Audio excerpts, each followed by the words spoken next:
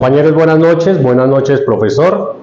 Mi nombre es Germán Patarrero Cómbita, integrante del grupo número 12 de Derecho Probatorio General. El día de hoy me ha correspondido dos temas específicos que tienen que ver con el reconocimiento del documento y los anónimos en materia disciplinaria. Inicialmente, pues debemos referirnos a qué es un documento. Y nos dice que es un escrito o cualquier bien mueble susceptible de registrar datos o hechos que nos sirvan jurídicamente hablando como prueba. El artículo 243 del Código General del Proceso nos habla que son escritos, impresos, planos, dibujos, croquis, bueno, trae un sinnúmero de elementos que nos sirven como referente de documentos. Estos se clasifican en documentos públicos y documentos privados. La diferenciación inicia en que los documentos públicos son emitidos por un funcionario público en ejercicio de sus funciones o con su intervención. También son documentos públicos los otorgados por particulares en ejercicio de funciones públicas o con intervención de un funcionario público. Estos documentos hacen fe del otorgamiento y dan plena validez por ser emitidos por un funcionario público, contrario a los documentos privados, los cuales pueden ser controvertidos y su autenticidad cuestionada. Los documentos privados no gozan de las mismas características de los documentos públicos, por eso hay que darle validez a través de una audiencia que se puede llamar reconocimiento del documento. También tenemos que traer a colación sobre la originalidad de copia. La normatividad colombiana le ha dado validez a las copias de los documentos, teniendo una excepción, obviamente, si la ley lo exige en original. Un ejemplo claro es la solemnidad de las escrituras, también lo puede ser una letra de cambio, donde debe ser original para iniciar un proceso ejecutivo. También tenemos que hablar sobre las pruebas electrónicas que se configuran como documentos dentro del proceso judicial, a cual la normatividad le ha reconocido validez total a estos documentos electrónicos y medios digitales como las capturas de pantalla. ¿Cuáles son los alcances específicos? En los documentos públicos se consideran auténticos y hacen prueba de su contenido. Como ya lo hemos dicho, tiene validez y veracidad por el solo hecho de estar emitidos por un funcionario público en ejercicio de sus funciones. También tienen una fecha cierta desde su otorgamiento, mientras que en los documentos privados la fecha puede necesitar pruebas adicionales para verificar su emisión o la fecha de su emisión.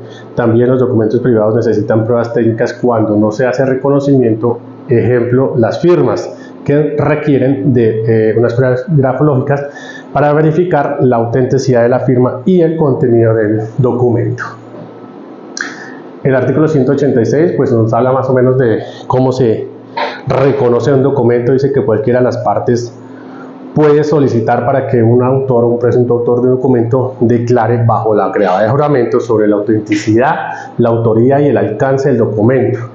Hay unos espacios o estadios en los cuales se debe tener en cuenta para el reconocimiento del documento, y el primero es cuando la persona no sabe firmar y hace una firma a ruego. Ella debe declarar bajo la grabada de juramento si la firma que está colocada en un documento, por decir, fue a ruego por orden de él y si los hechos son ciertos o no.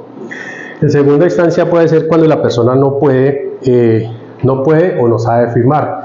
En estos casos el juez deberá leerle el total del contenido al declarante para que manifieste si es real los hechos allí consignados. Un tercer estadio tiene que ver con los casos donde el compareciente da plena credibilidad o declara sobre la autoría de su documento, si fue elaborado por su cuenta y si la firma del manuscrito es de su autoría. Y la última instancia tiene que ver con cuando el declarante a quien se pretende que reconozca el documento no asiste a la audiencia. En tal caso el documento se le da veracidad o validez del documento. Sin embargo, si esta persona que no asistió posteriormente puede justificar que no pudo comparecer por justa causa, el juez por única vez citará nuevamente para la audiencia de reconocimiento del documento. Bueno, eso en cuanto al primer tema. Segundo tema tiene que ver con los anónimos en materia disciplinaria. Y para no entrar en discusión de los artículos o demás que ya los demás compañeros de los otros grupos han explicado, quiero manifestarme al respecto que simplemente el proceso o los anónimos no son una prueba válida en sí misma para iniciar un proceso disciplinario. Esto es que estas quejas o estos escritos anónimos deben ir acompañados por elementos que le permitan a la autoridad disciplinaria inferir o iniciar de manera oficiosa la investigación disciplinaria. ¿Qué elementos se deben de tener en cuenta para, digamos, iniciar la investigación disciplinaria a partir de una queja o un escrito anónimo? Que le permitan visualizar a la autoridad disciplinaria, 1, que los hechos sean comprobables y verificables; 2, que las personas puedan ser identificables; y 3, si esos hechos constituyen realmente una falta disciplinaria. Y en este caso voy a traer un ejemplo. Llega un escrito anónimo donde pone en conocimiento que un funcionario público de la alcaldía se encontraba en horas laborales ingiriendo bebidas embriagantes. Hasta ahí la queja o el escrito, pues le faltan elementos que puedan servir como sustento. Entonces, pues hasta ahí en sí misma no sirve como materia de prueba para iniciar una investigación disciplinaria. Obviamente el derecho disciplinario tiene unos principios que tienen que ver con la legalidad y el debido proceso. Ahora, si el mismo ejemplo lo tomamos, pero complementamos con los elementos que nos exige la normatividad, en este caso, si el anónimo dice, un ejemplo, el señor fulanito, funcionario de la alcaldía tal, se encontraba en horas laborales consumiendo bebidas embriagantes en compañía de Pepito Pérez, de fulanito Pérez, en el establecimiento público de razón social tal, el día tal, a tales horas, y se adjuntan videos, fotografías con la hora, y además de eso algunos testimonios que puedan ser citados dentro del proceso disciplinario.